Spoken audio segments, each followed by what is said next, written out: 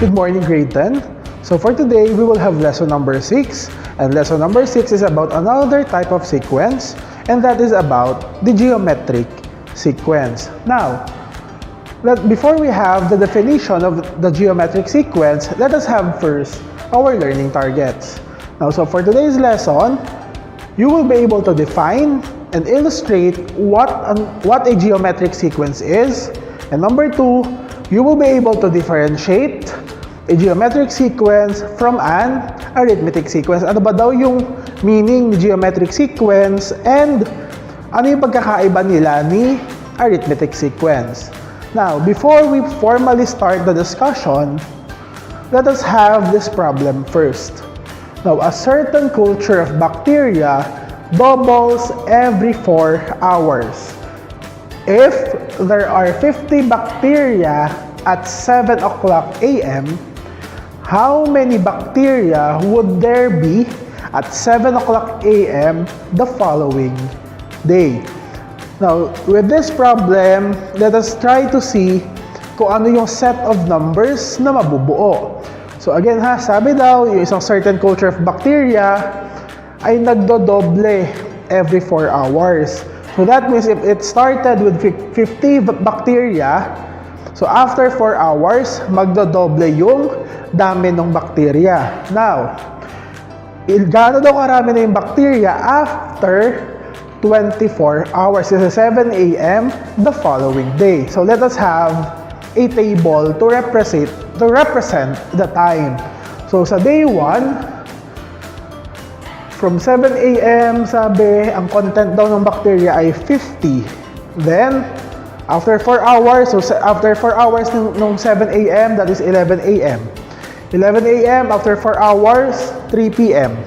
Then, 7 p.m., 11 p.m. nung day 1. Then, the next day, another 4 hours, 3 a.m. na. Then, another 4 hours ang lilipas up to 7 o'clock a.m. Now, ilang bacteria na kaya yung present after each 4 hours na lilipas? Now, sabi, di ba sa problem, nagdodoble daw, nagmumultiply sa dalawa. So that means if there are 50 bacteria noong 7 a.m., after 4 hours, 11 a.m., ilan na yung magiging dami ng bacteria? So sabi ay nagdodoble. So we have 50 times 2. And 50 times 2, so therefore at 11 o'clock a.m., meron na ngayong 100 bacteria present. Then another 4 hours ang lilipas, 3 o'clock p.m. na. So another, magdodoble na naman siya. So from 100, magdodouble times 2, kaya meron ng 200 bacteria. Next, another 4 hours yung lilipas. So si 200, mamumultiply ulit sa 2, kaya at 7 o'clock p.m., meron ng 400 bacteria. And another 4 hours, so 400 times 2 ulit, kaya meron ng 800. Lumipas ulit yung 4 na oras.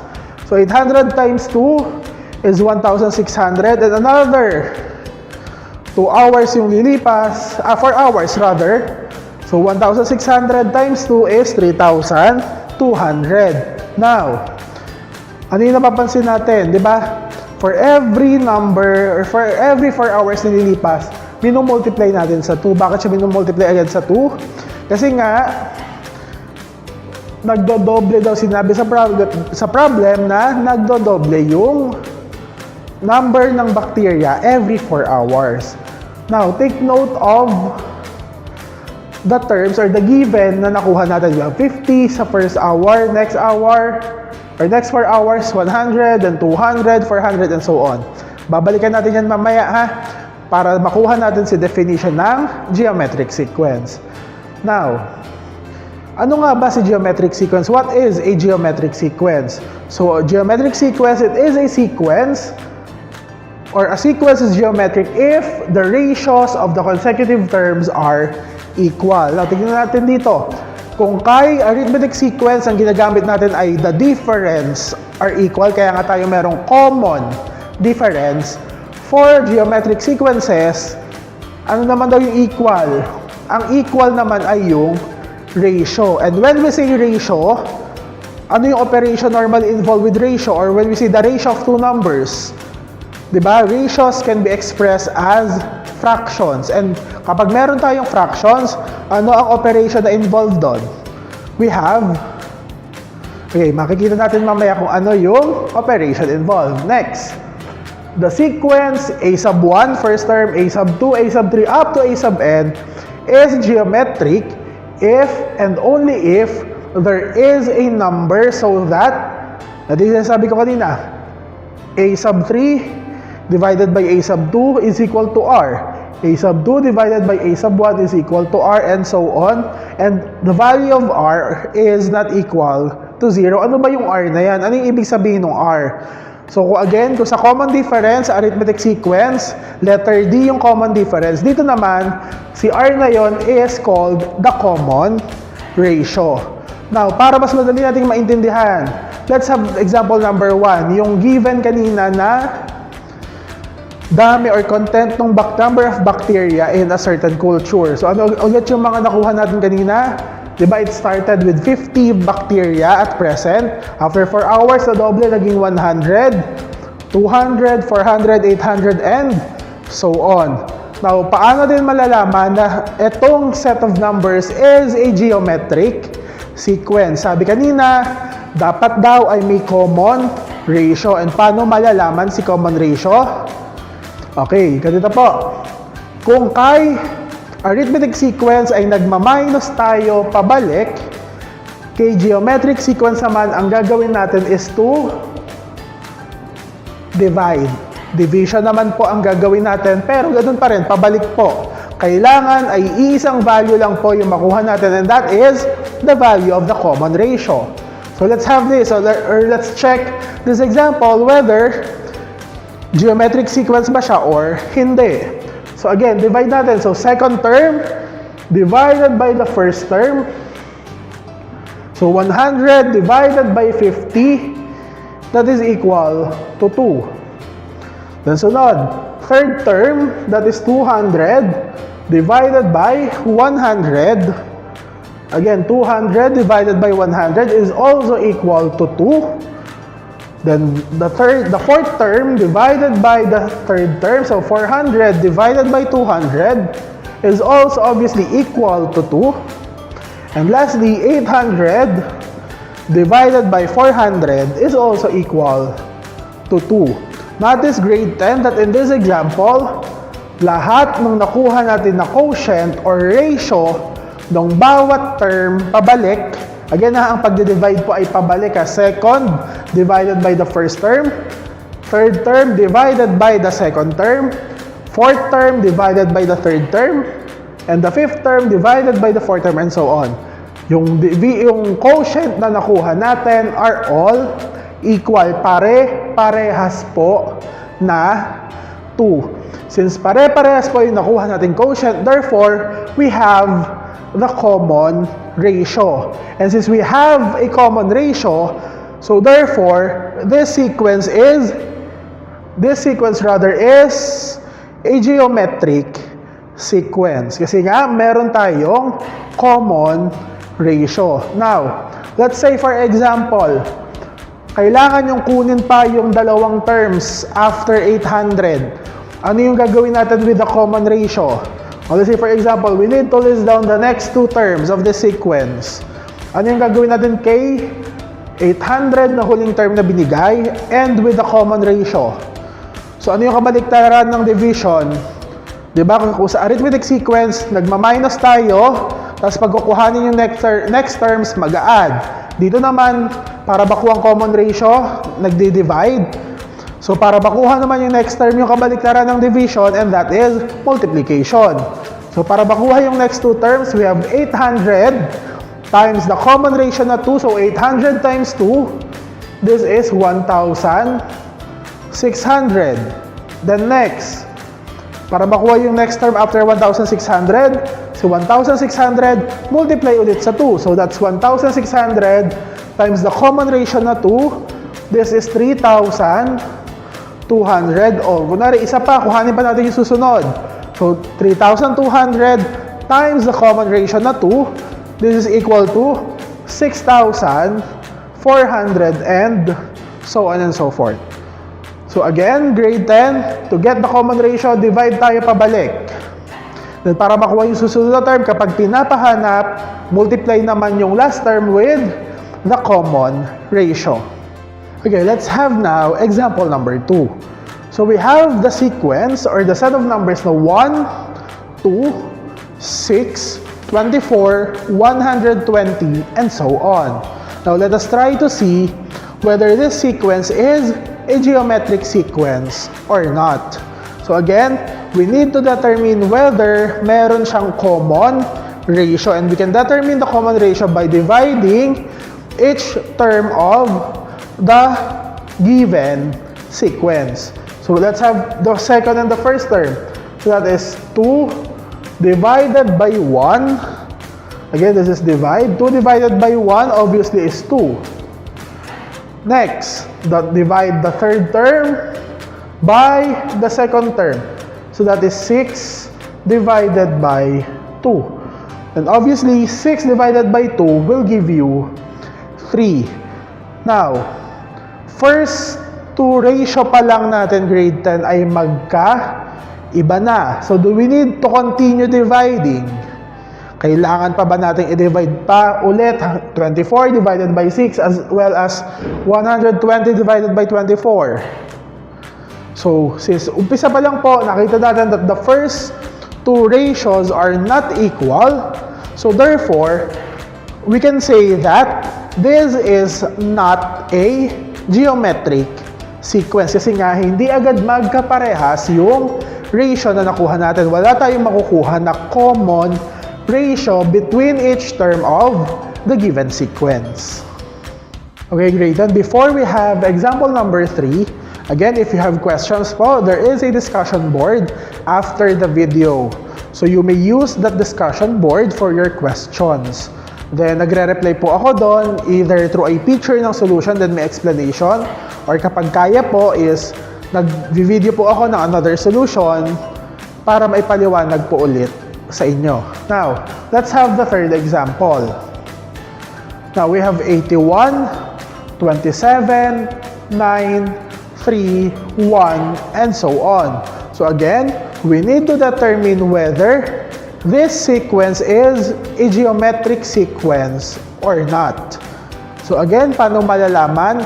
Check kung meron siyang common ratio. And again, gagawin lang natin is to divide. So, 27 muna tayo, divided by the first term na 81. Again, that is the second term divided by the first term. So, 27 divided by 81, paano yun? So, we have 27 over 81. Kasi diba ang fractions ay para nag-divide din naman. So, 27 over 81. Obviously, hindi nyo mai-divide yung dalawa. Kasi mas mataas yung nasa denominator. So, ano yung gagawin na lang natin? We will just simplify or we will just get the lowest terms.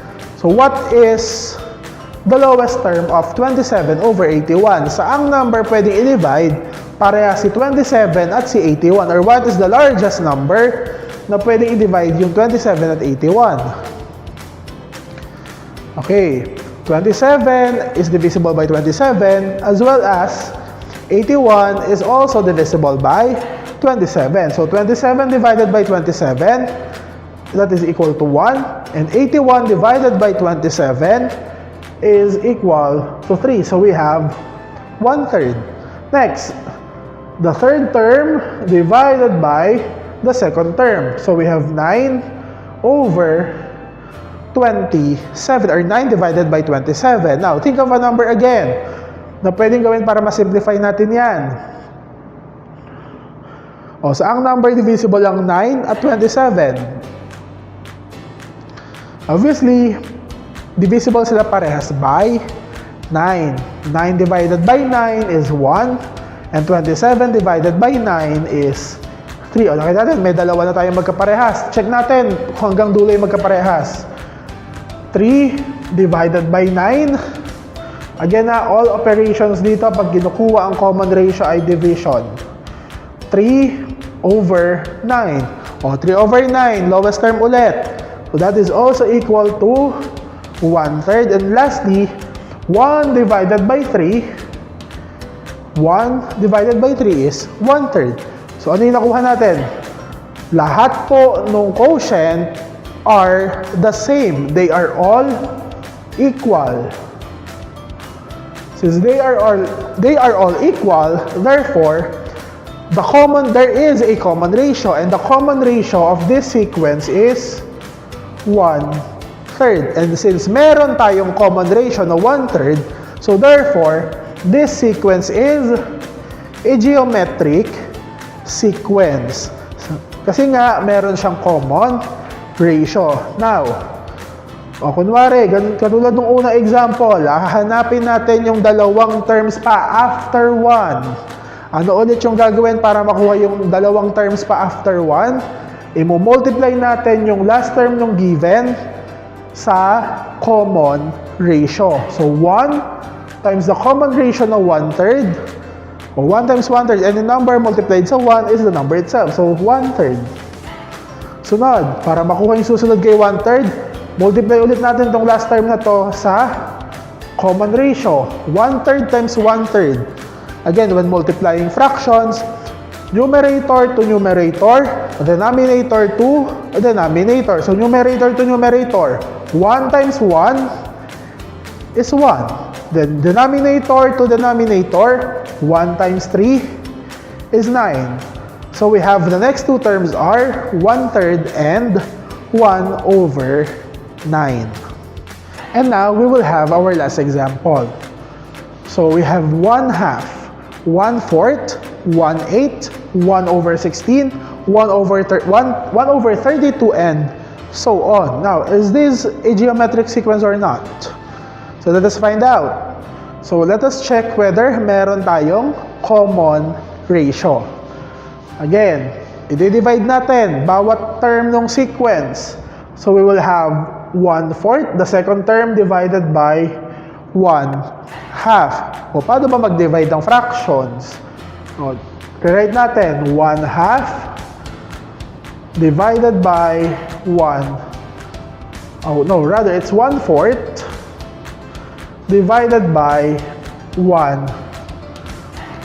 Kasi diba, second term divided by the first term. So that is 1/4 divided by 1/2. Ano ba yung rule natin when we are dividing fractions? Diba? Ang rule natin is get what? Get the reciprocal of the second term, then proceed to multiplication. Or get the reciprocal of the divisor and proceed to multiplication. Kasi diba ito yung dividend, ito ang divisor. So we have 1/4 times, kasi proceed to multiplication na daw, diba? What is the reciprocal of 1/2? Ano ba pag sinabi natin reciprocal or multiplicative inverse? Okay, pag sinabi natin reciprocal, pagpapalitin natin. So, yung numerator, mapupuntang denominator. Yung denominator, aakyat sa numerator. Magpapalit silang dalawa. So, the reciprocal of 1/2 is 2/1. And since multiplication na to, numerator to numerator, denominator to denominator na lang. So, we have 1 times 2 is 2. 4 times 1 is 4. So, we have 2/4. And 2/4 reduced to its lowest term. Ano ang value ng 2/4 in lowest terms? So, that is 1/2. Let us try the other one.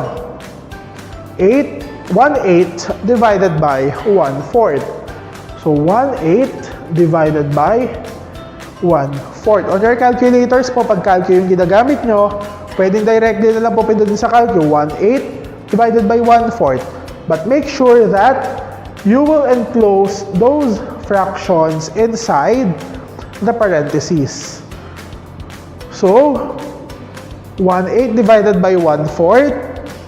So, magiging 1/8 times reciprocal of 1/4 is 4/1. 1 times 4 is 4/8 times 1 is 8. And 4/8 in simplest form again is equal to 1/2. Next, 1/16 divided by 1/8. Use your calculators if you have one. Again, 1/16 divided by 1/8 para mabilis na tayo. So that is also equal to 1/2. And lastly, 1/32 times 1/16 divided by 1/16 rather again. 1/32 divided by 1/16 still is 1/2. So in this sequence, we have the common ratio na 1/2. So since meron tayong common ratio, that means what? That means this sequence is a geometric sequence. Now, let's say kailangan kuhanin ulit yung last two terms. Paano makukuha yung last two terms? Again, multiply na lang sa common ratio. 1/32 times 1/2. Numerator to numerator, 1 times 1 is 1/32 times 2, 64. Again, para makuha yung susunod, times sa 1/2. So 1/64 times 1/2. 1 times 1 is 1/64 times 2 is 128. Okay, the next lesson grade that is about the difference between an arithmetic sequence and a geometric sequence. Now, a YouTube video will be posted after this one and it will discuss on the difference of the two. So, i-discuss po doon kung paano nyo malalaman that this sequence is an arithmetic sequence and another sequence is a geometric sequence. So, doon po malalaman kung ano ba yung hahanapin nyo. Ano ba yung kailangan nyo makita para masabi na siya ay arithmetic o ano yung hahanapin nyo para masabi nyo that that is a geometric sequence. Ito lang po ang tatandaan. Kapag arithmetic sequence, lagi silang may common difference. Again, arithmetic sequence, common difference. Kapag kay geometric sequence, ang kapartner naman niya is the common ratio. Geometric sequence, common ratio. Okay, graded. Again, this is lesson number 6, which is about geometric sequences. Okay, that is all for today. Thank you, grade 10, and God bless. Make sure to watch the next video before you answer the activity. Okay, thank you.